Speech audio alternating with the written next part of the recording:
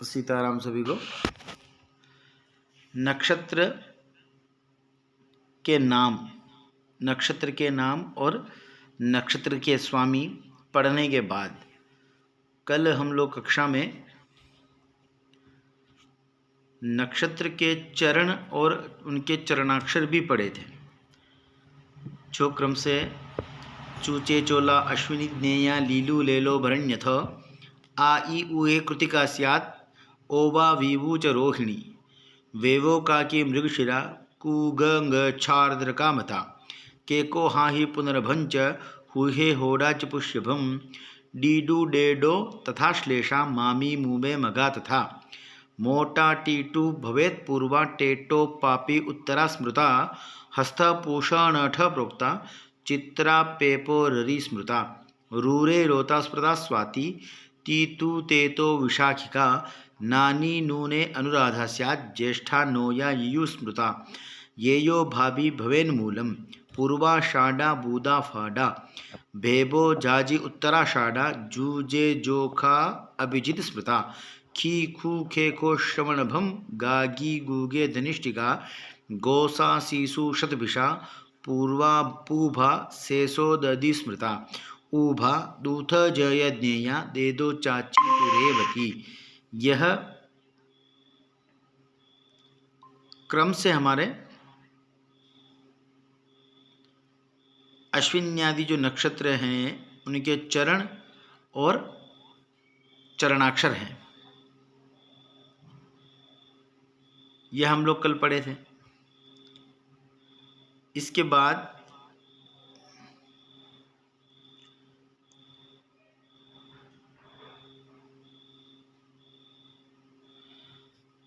द्वादश राशि के बारे में जाना था कि 12 राशि होती है, जो क्रमशः मेष मेषो वृषश्च मिथुन कर्क सिंहश्च कन्यका तुलाली धनुषश्चैव मृगकुंभजशा इति।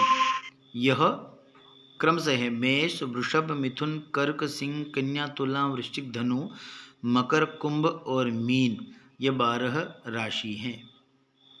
12 राशि नवग्रह 12 में 108, यहाँ भी संख्या जो है वह 108 की संख्या का पूर्णांक है।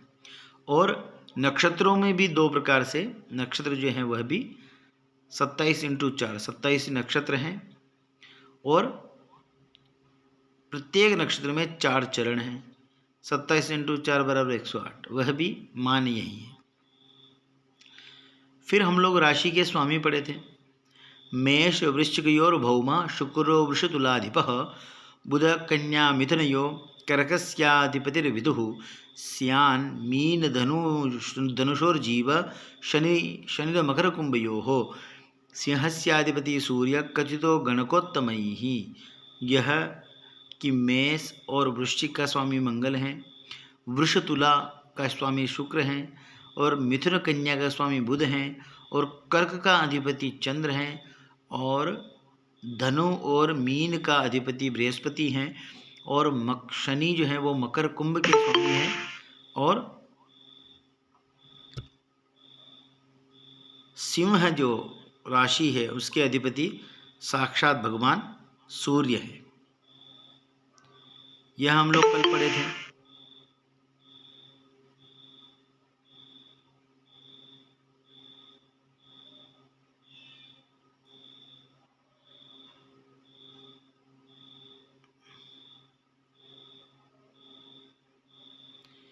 यह हम लोग इतना कल पढ़े थे। और राशि स्वामी के बाद हम लोग पढ़े थे सप्तविंशति भानांच नवभिपदैः कि 27 नक्षत्रों के इस भचक्र में और नव पादों में अश्विनी प्रमुखानाम च मेषाद्या राशय स्मृताः।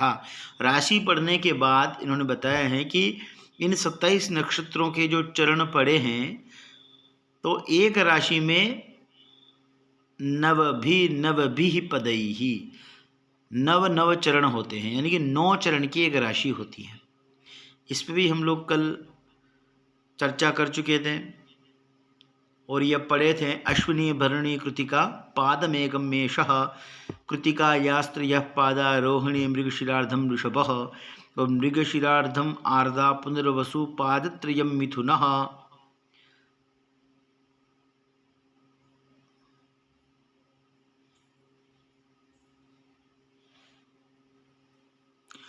पुनर्वसु पादमेकम च पुष्याम आश्लेषात्म कर्कः। यह 9 नक्षत्र हैं और इनका जो ऋक्ष संधि है, ऋक्ष संधि का तात्पर्य है कि जो नक्षत्र और राशि जहाँ एक साथ समाप्त हो रही है वहाँ ऋक्ष संधि उसको बोलते हैं, जो 4 राशि के उपरांत है। जैसे 4 कर्क में है, कर्क और सिंह के बीच में है, और वृश्चिक और धनु के बीच में है, और फिर मीन और मेष के बीच में है। तो जब आप देखेंगे, यानी कि जो हम गोला बनाते हैं,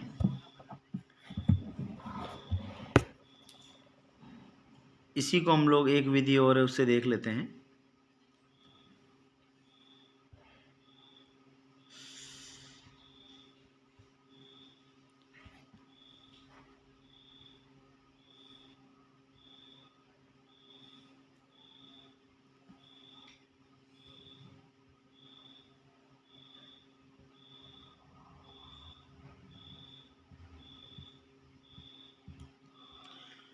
यह जो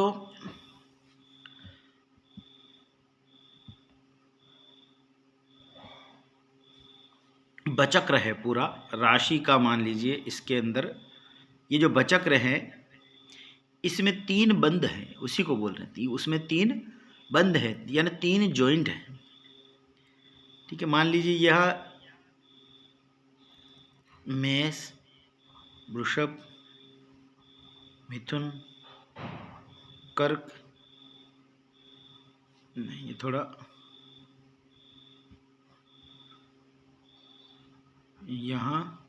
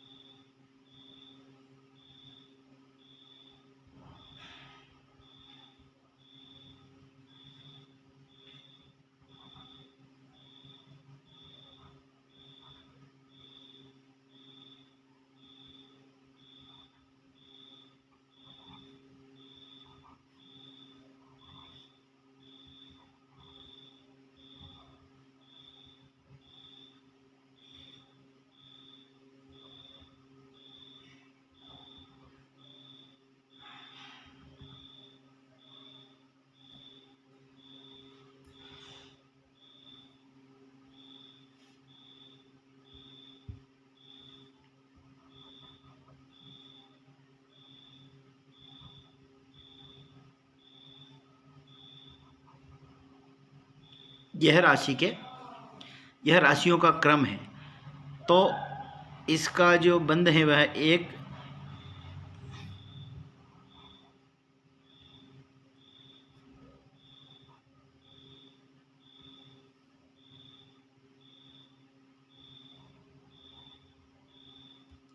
ये 3 इसमें जॉइंट।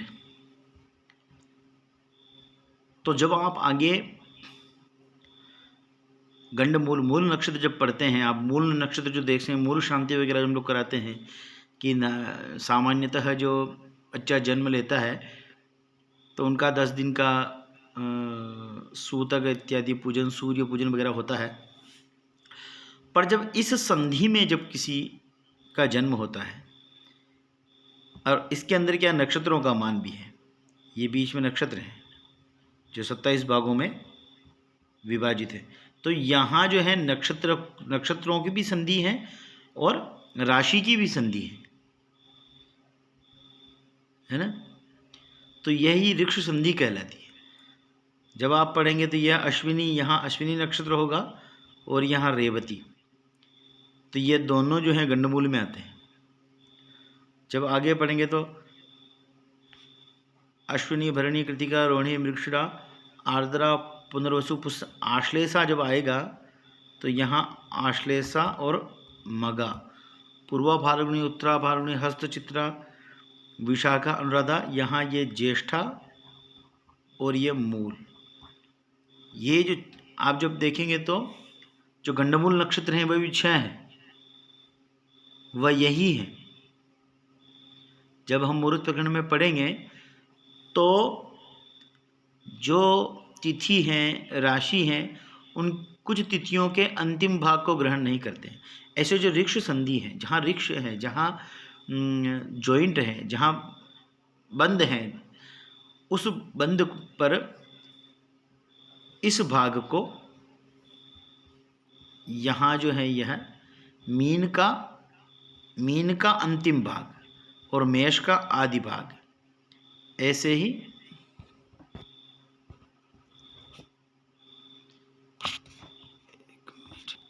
एक मिनट यह ऋक्ष संधि है। बस यही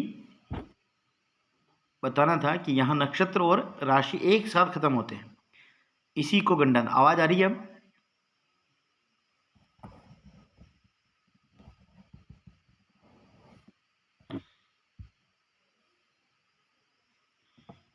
हम लोग वापस वहीं पहुंचते हैं। हाँ, पुनर्वसु पाद बेगम च पुष्यम आश्लेषांतम कर्क तक, ठीक है। यह पहला संधि ये है, बंद है। मगा पूर्वा उत्तरा फाल्गुनी पादमेघम सिंह उत्तरा फाल्गुनी त्रयः पादा हस्तश्चित्रार्धम कन्या चित्रार्धम स्वाति विशाखा पादत्रयं तुला और विशाखा पादम एकम अनुराधा ज्येष्ठांतम वृश्चिकः मूलंच पूर्वाषाढ़ोत्तराषाढ़ पादमेघम धनुः उत्तरायास्त्रयः पादा श्रवणधनिष्ठार्धम मकरः धनिष्ठार्धम शतभिषा पूर्वा भाद्रपद पादास्त्रयः कुंभः पूर्वा भाद्रपदा पादम एकम उत्तरा भाद्रपदा रेवत्यंतम मीनः। यह जो है मेष से मीन पर्यंत राशियां हैं, जो अश्विनी से रेवती नक्षत्र पर्यंत सभी नक्षत्रों में प्रत्येक नक्षत्र के या सभी नक्षत्रों के जितने चरण हैं उसमें 9 चरणों में अपना अधिकार रखती हैं, ठीक है। और नीचे वही कॉलम जो ऊपर श्लोक में जो लिखा है वही पूरे मेष आदि से मीन तक जो राशि हैं और राशियों में पड़ने वाले चरणाक्षर दिए हैं। चूचे चोला लीलू लीलो तक मेष, ऐसे ही 9 अक्षर पूरी राशि में। जब हम किसी का नाम और नाम से राशि जानेंगे तो ये चरण से संबंधित जो आदि अक्षर है जातक का, वह जिस राशि में है वही उस जातक की राशि होगी, और वह जिस नक्षत्र का चरण है वह उस जातक का नक्षत्र होगा।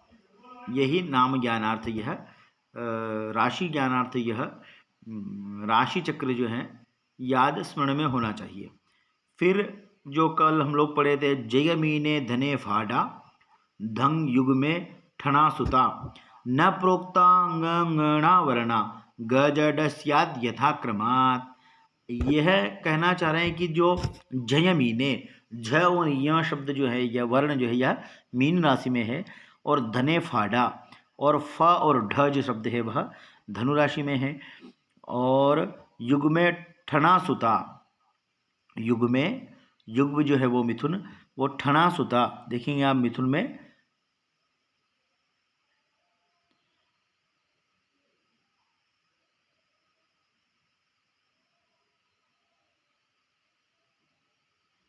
गच्छ इत्यादि है ना।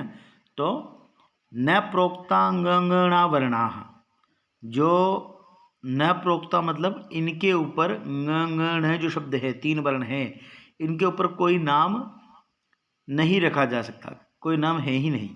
इसीलिए वर्णाहा, इन वर्णों के स्थान पर इनके तृतीय जो वर्ण है, तृतीय वर्ण का मतलब है कि ये जिस वर्ग के हैं, एक एक वर्ग भी आपको जानने होंगे कि क वर्ग जो है उसमें क ख ग आते हैं, च वर्ग च छ ज य, तो ये जिस वर्ग के हैं उस वर्ग का तृतीय वर्ण नाम रखा जा सकता है। जैसे हम अभी वर्तमान में क्या है कि जो नाम नहीं निकल रहा है किसी वर्ण पर, तो उसी नक्षत्र के किसी अन्य चरण पर नाम रखा जा सकता है। ऐसा भी विद्वान लोक में देखने को मिलता है। और यहाँ जो दिया हुआ है शास्त्र विधि कि जब ङ, य और ण इन तीन अक्षरों का नाम आता है, चरणाक्षर आता है, जन्माक्षर आता है, तो इनकी जगह इनके क्रमशः जो तृतीय वर्ण हैं, इन वर्णों के वर्ग के जो तृतीय वर्ण हैं, वह उस अक्षर पर नाम रख दिया जाता है। जैसे कि ङ है तो इसकी जगह ग है, य है च छ ज और ण है तो त थ द। ऐसे यह कहना चाह रही है। तभी कहा है ग ज ङ ग ज ड स्याद यथाक्रमात्। ग ज और ड यह क्रम से ण की जगह ट ठ ड ऐसे नाम रखा जा सकता है। ये देखो इसी में ङ के स्थान में ग अक्षर का नाम धरे और य के स्थान में ज अक्षर का नाम धरे और ण के स्थान में ड अक्षर का नाम धरे। ट ये अपने इन्हीं के वर्ग के तृतीय वर्ण हैं। फिर इसको शॉर्ट में जैसे मेष के जो है उसके बिल्कुल संक्षिप्त रूप में आला मेष। आला मेष मतलब चूचे चोला इत्यादि हैं। आला मेष, उबा वृष, काछा मिथुन, डाहा कर्क, माटा सिंह, पाठा कन्या, राता तुला, नोया वृश्चिक, भादा धनु और खागा मगर, गोसा कुंभ और दोचा मीन। यह उन राशियों के एक एक आदि और अंत अक्षर को लेकर के या परिचय के अनुसार ये दो दो वर्णों से एक राशि का संक्षिप्त रूप दे दिया है ताकि इसमें याद करने में सरल रहेगा। ठीक है। अब जो प्रकरण है वह नक्षत्रों की संज्ञा है। नक्षत्रों की अलग अलग संज्ञा है, देखने की अलग अलग प्रवृत्तियां हैं, अलग अलग संज्ञा है, अलग अलग नाम है और उनके जैसा नाम है तो नामवत फल भी है।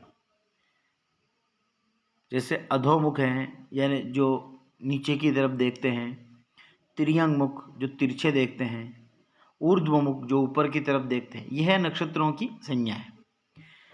यहीं से अब अधोमुख नक्षत्र की गणना बता रहे हैं कि मूलाग्नेय मगा द्विदैव भरणी सार्पाणि पूर्वात्रयम ज्योतिर्विद्भिरधोमुखम ही नवकम भानामिदम कीर्तितम। यह जो 9 नक्षत्र हैं वह अधोमुख है। अधोमुख मतलब नीचे की तरफ देखने, उनका मुख जो है वो नीचे की तरफ है, इसीलिए उनका नाम अधोमुख है। मूल कौन कौन से हैं तो मूल, कृतिका, मगा, विशाखा, भरणी, आश्लेषा और पूर्वा फाल्गु, पूर्वात्रयम, तीनों पूर्वा। आश्लेषा भरणी के बाद सार्पाणी, इनके स्वामियों के नाम भी दिए। जैसे मूल का मूल दे दिया, आग्नेय जो कृतिका नक्षत्र के स्वामी अग्नि है उनका नाम दे दिया आग्नेय, फिर मघा, द्विदैव है, द्विदैव विशाखा, फिर भरणी, सार्पाणि पूर्वात्रयम। तो यह जो नारायण प्रसाद मिश्र जी हैं वह प्रक्रिया में पढ़ा रहे हैं कि हमें नक्षत्रों के स्वामी याद कर ही लेना है, तभी हम आगे समझ पाएंगे कि कौन सा नक्षत्र है। इसीलिए यहाँ प्रत्येक नक्षत्र का नाम न दे करके उसके स्वामी की संज्ञा यहाँ लिख दी गई है।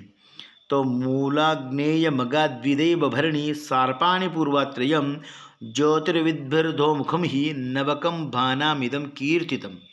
यह जो है अधोमुख संज्ञक नक्षत्रों का नाम बता रहे हैं और उनमें किए जाने वाले कर्म भी बता रहे हैं कि जो नीचे की तरफ देखते हैं नक्षत्र, उनमें कौन कौन से कर्म किए जा सकते हैं या किए जाने चाहिए ताकि उत्तरोत्तर लाभ हो सके।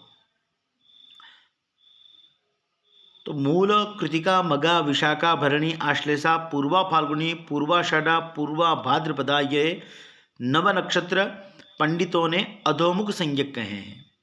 इन अधोमुख संज्ञा वाले नक्षत्रों में क्या कार्य करना चाहिए? वापी, कूप, तड़ाग, गर्त, परिखा, खातम, विधेरुद्धृति विधेः उद्धृति अर्क्षेपौ द्यूत बिल प्रवेश गणितारंभाः प्रसिद्ध्यन्ति च। ये कर्म करने चाहिए। क्या क्या? कि वापी, वापी है ना बावड़ी कुआ जो भी है, वापी कूप कुआ, तड़ाग यानी तालाब, गर्त यानी गड्ढा, परिखा यानी खाई, तालाब इत्यादि जो भी नीचे जो जमीन के काम हैं, जो जमीन को खोद कर जो काम किए जाने हैं, वह सब कर्म इसके अंदर इन नव नक्षत्रों के अंदर अधोमुखी की जो नक्षत्र हैं उनके अंदर किए जाने चाहिए। जब आपसे पूछा जाएगा, जब मुहूर्त प्रकरण में हम लोग चलेंगे तो जब गृहारंभ के जो नक्षत्र होंगे इन्हीं अधोमुखी नक्षत्रों में से एक होंगे, क्योंकि वहाँ भी जो है गृहारंभ में नींव खोदने, नींव भरने का जो कार्यक्रम होता है शुभारंभ में, वह अधोमुखी नक्षत्र संज्ञक है, क्योंकि यहाँ वही लिखा है कि वापी कूप तड़ाग गर्त परिखा खातम विदेहे उद्धृति क्षेपोद्यूत बिल प्रवेश गणितारंभा प्रसिद्ध्यन्ति च। तो बावड़ी, कूप कुआ, तड़ाग तालाब, गर्त यानी गड्ढा खोदना, परिखा खाई, इनका खोदना और द्रव्य निकालना। द्रव्य मतलब गड़ा, जो अंदर जमीन के अंदर गड़ा धन निकालते हैं ना। अभी बहुत सारे लोग जो तंत्र मंत्र इत्यादि करते हैं वो लोग कहते हैं गड़ा धन निकालने की, में उनको दिखाई देता है। उनकी प्रक्रिया अलग अलग है जो लोग जानते हैं। तो वो इन नक्षत्रों में निकालने पर वहाँ मिलता है। ठीक है। और भी आगे इनके अलग अलग वार, तिथि, मुहूर्त के हिसाब से मुहूर्त होंगे, पर यहाँ केवल नक्षत्रों की संज्ञा है, केवल नक्षत्रों से विचार कर रहे हैं। ठीक है। ऐसा नहीं केवल यही नक्षत्र आने पर नक्षत्र के हिसाब से मुहूर्त दे दिया जाए, उसमें और भी चर्चाएं होती हैं, उसमें और भी कुछ देखे जाते हैं। वार, तिथि, जो पंचांग की जो विधि है, पूरे पंच जो अंग हैं पंचांग के, वह पांचों अंग मिला करके फिर मुहूर्त दिया जाता है। द्रव्य निकालना और रखना, द्यूत जुआ खेलना, बिल में प्रवेश होना और गणित का आरंभ, ये काम करने से सिद्ध होते हैं। यह काम अगर इनमें इन नक्षत्रों में किए जाए तो निर्विघ्नतया सिद्ध होते, इसमें कोई ज़्यादा परेशानी नहीं आती है और सफलता मिलती है। सिद्ध होने का मतलब है कि वो है उसमें सफलता मिलती है। बावड़ी, कुआं वगैरह जब खोदते हैं तो इन नक्षत्रों में प्रारंभ करना चाहिए, यही कहना चाहता है। मूलाग्नेय मगाद्विदैव भरणी सार्पाणि पूर्वात्रयम् ज्योतिर्विद भी अधोमुखम ही नवकम भानामिदम कीर्तितम वापी कूप तड़ाग गर्त परिखा खातम विधेरुद्धृति क्षेपोद्यूत बिल प्रवेश गणितारंभा प्रसिद्ध्यन्ति च। यही श्लोक का आशय है कि मूल, कृतिका, मगा, विशाखा, भरणी, आश्लेषा, पूर्वा, फाल्गुनी, पूर्वात्रिम, तीनों पूर्वा फाल्गुनी, पूर्वा भाद्रपद और पूर्वाषाढ़ा, यह जो नक्षत्र हैं यह अधोमुख संज्ञक हैं और इनमें जमीन से खोदने संबंधी कार्य, बिल में प्रवेश करना, जमीन में जैसे नींव भरना, नींव खोदना, गड्ढा खोदना, कुआं खोदना, होद खोदना, ये सारे कर्म जो खोदने संबंधी है वह करने चाहिए।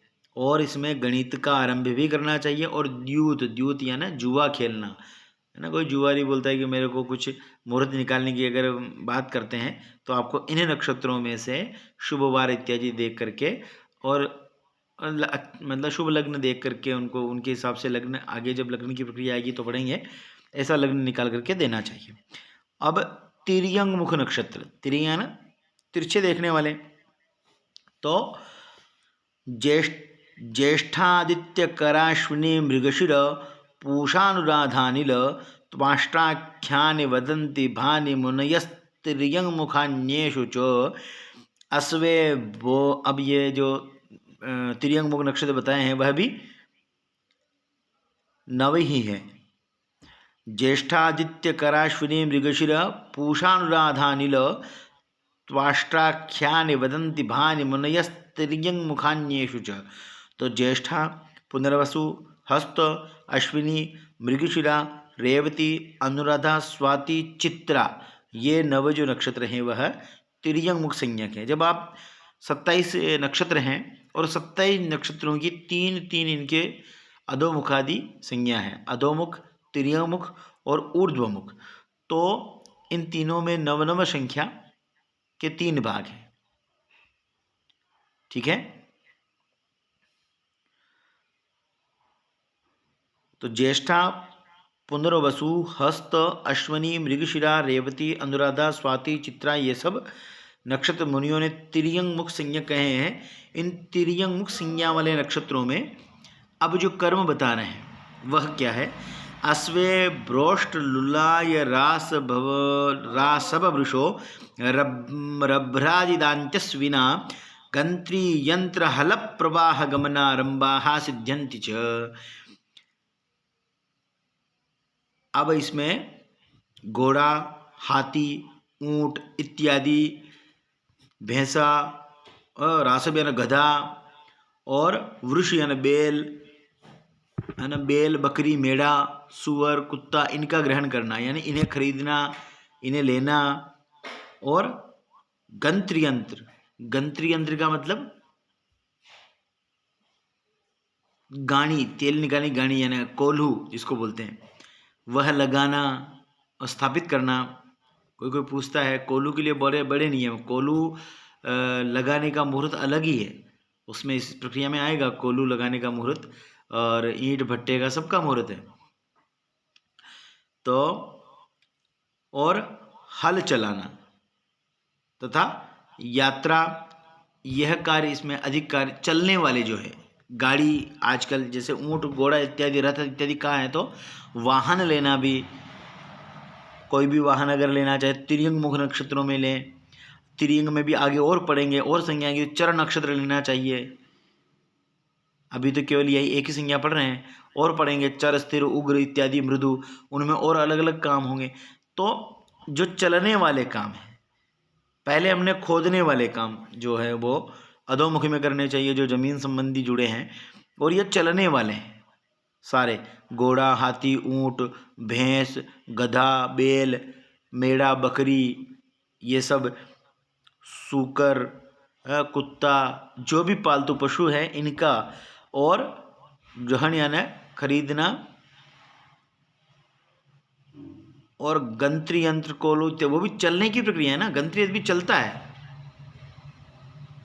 जो चल रहा है। हल भी चलाना पड़ता है, हल चलाओ, ऐसा थोड़ी कि हल हल हल को बोले ना हल चलाओ, चलाने की जो चलने वाली चीज़ें हैं वह सब इन तिर्यंग मुख में खरीदना चाहिए या फिर प्रारंभ करना चाहिए, तो वह सिद्ध्यंती, प्रसिद्ध्यंती च, वह सिद्धि को प्राप्त होती है, उसमें सिद्धि मिलती है या लाभ मिलता है। सिद्धि का मतलब ऊर्ध्वमुख नक्षत्र, ऊर्ध्वमुख नक्षत्र जो है वह पुष्य, आर्द्रा, श्रवणोत्तराशतभिषक, ब्राह्मस्रविष्ठाभया, न्यूर्ध्वास्यानि नवोदितानि मुनिभिर्दिष्णान्यतेथेषु च, दिष्णानि एतेषु च, दिष्णानि यथा एतेषु च।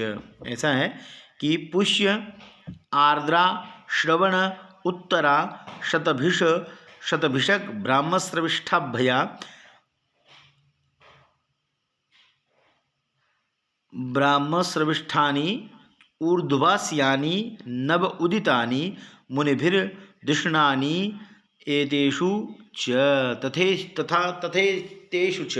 ऐसा है कि इसमें पुष्य, आर्द्रा, श्रवण, उत्तरा, फाल्गुनी, मतलब उत्तरा कहने पर तीनों उत्तरा, पहले तीनों पूर्व आई, अब तीनों उत्तरा, पुष्य, आर्द्रा, श्रवण, उत्तरा फाल्गुनी, उत्तराषाढ़ा, उत्तरा भाद्रपद और शतभिषा, रोहिणी, धनिष्ठा, ये 9 जो नक्षत्र हैं इनको मुनियों ने ऊर्ध्वमुख संज्ञक कहे हैं।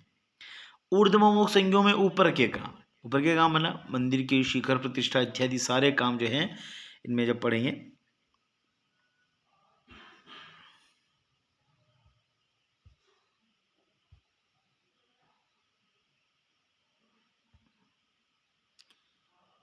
ये देखो, जब ऊर्ध्वमुख संज्ञा वाले नक्षत्रों में देव मंदिर बनवाना, ध्वजा बनवाना तथा घर, कोट, भीत, जो ऊपर उठने वाले जितने भी काम हैं वह सब इन नक्षत्रों में होंगे। घर, कोट, भीत का निर्माण करना, तोरण बंधनवार बंधवाना, बाग लगवाना, राज्याभिषेक भी सिर का है, ये सारे काम, राज तिलक, यह सब जो है। अच्छा,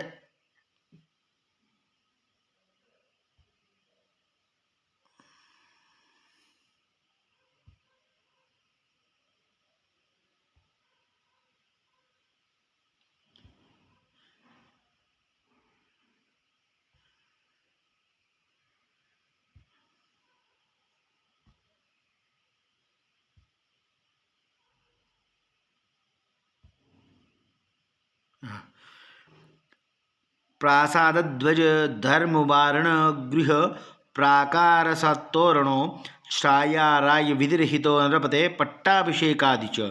प्रासादध्वज धर्मवारण गृह प्राकार सत्तोरणो, प्रासाद, यहाँ प्राकार जो लिखा है वो प्राकार भी है, और प्रासाद सत्तोरणो छायाराय विधिरहितो नरपते पट्टाभिषेकादि च।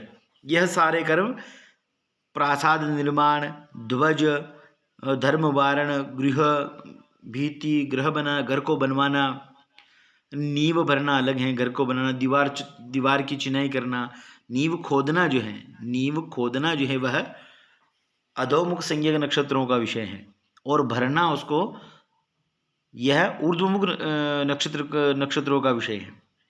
यही जो है विषय की जानकारी होना चाहिए।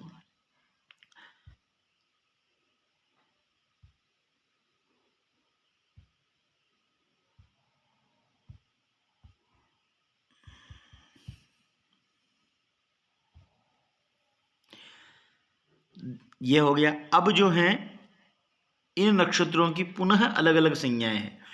चर, स्थिर, मृदु, लघु इत्यादि जो संज्ञाएं हैं वह बता रहे हैं। यह जो संज्ञा है आपको बिल्कुल याद करना है, नोटिस, मतलब आपको स्मृति में रहना चाहिए कि हम जो पढ़ रहे हैं इन नक्षत्रों के नाम, स्वामी और इनकी संज्ञाएं, इन्हीं से आगे सब कुछ विचार होगा। तो ध्रुव और स्थिर नक्षत्र, ध्रुव स्थिर नक्षत्र एक ही है।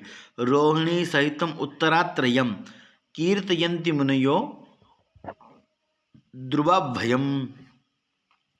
बीजहर्म्य नगराभिषेचना राम शांतिषु हितम स्थिरेषु च।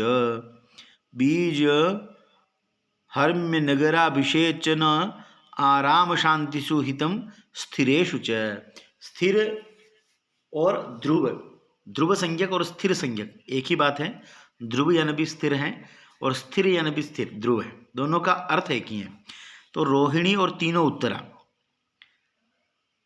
चार नक्षत्र हैं, रोहिणी नक्षत्र और तीनों उत्तरा, उत्तरा फाल्गुनी, उत्तराषाढ़ा और उत्तरा भाद्रपद, ये तीनों नक्षत्र हैं। इनको मुनियों ने ध्रुव संज्ञक कहा है ना, ध्रुव स्थिर संज्ञक कहे हैं। इन ध्रुव स्थिर संज्ञा वाले नक्षत्रों में बीज बोना है ना, अटारी तथा नगर में प्रवेश, ग्राम प्रवेश, यात्रा जाते हैं। नगर प्रवेश का मतलब क्या है, जब यात्रा गए हैं तो कहते हैं ना, उनको यात्रा आ रहे हैं, उनको अंदर ले रहे हैं गांव में, तो वो मुहूर्त निकाला, वो मुहूर्त से जब आते हैं तो आप अगर ध्रुव स्थिर नक्षत्र नहीं है और अगर नज़दीक आता है तो उनको उन ध्रुव स्थिर नक्षत्र में, ध्रुव स्थिर वार में अंदर गांव में लिए उनका स्वागत किया जाता है ना। उसी का तात्पर्य है कि ध्रुव स्थिर नक्षत्रों में नगर में प्रवेश, और जब कोई व्यापार करने के लिए जाता है तब भी जब वह उस गांव में नगर में प्रवेश करेगा तो वह भी उस स्थिति में भी यही स्थिति देखी जाती है, तो उनके लिए वह कार्य अत्यंत शुभदायक है, बोलो सिद्धवत होता है। राज तिलक में जो स्थिर कर्म है, जिन्हें लंबे समय तक चलाना है, उन कर्म में ये ध्रुव स्थिर संज्ञक नक्षत्रों को लेना चाहिए। राज तिलक, बाग लगवाना, ये कार्य शुभ होते हैं। भावार्थ है कि ध्रुव स्थिर नक्षत्रों में स्थिर कार्य करना चाहिए। लिखा है भी कि भावार्थ यह है कि ध्रुव और स्थिर कार्यों में, स्थिर नक्षत्रों में स्थिर कार्य को करना चाहिए। जो हमें स्थिरता, मतलब जो हमें स्थिर चाहिए कि टिका रहे, सारे ऐसे कर्म जो स्थिरता को, स्थिरता के संज्ञक में ध्रुव स्थिर के संज्ञक हैं, वह सब इन नक्षत्रों में रोहिणी और तीनों उत्तरा देख करके करने चाहिए। ठीक है। अगला मृदु नक्षत्र। मृदु नक्षत्र जो है चित्रा, अनुराधा, मृगशिरा और रेवती, 4 नक्षत्र हैं। चित्रा, अनुराधा, मृगशिरा और रेवती, इन नक्षत्रों को मुनियों ने मृदु संज्ञक कहा है। त्वष्टा मित्र शशि पूषद दैवतान्य मनंती मुनियो मृदुन्यथ। त्वाष्टा मित्र शशि पूष दैवतान्या मनंती मुनियो मृदुन्यथ। ये यहाँ भी नक्षत्रों के नाम लेकर के उनके देवताओं के नाम और नक्षत्रों के नाम यथासंभव दिए हुए हैं। तो मित्र कार्य रति भूषणाम्बरोद्गीत मंगल विधान में शुतु, यह जो है मृदु नक्षत्र का मतलब है मधुर, मृदु या ना मधुर। तो चित्रा, अनुराधा, मृगशिरा और रेवती, ये नक्षत्र जो हैं मृदु संज्ञक कहे गए हैं।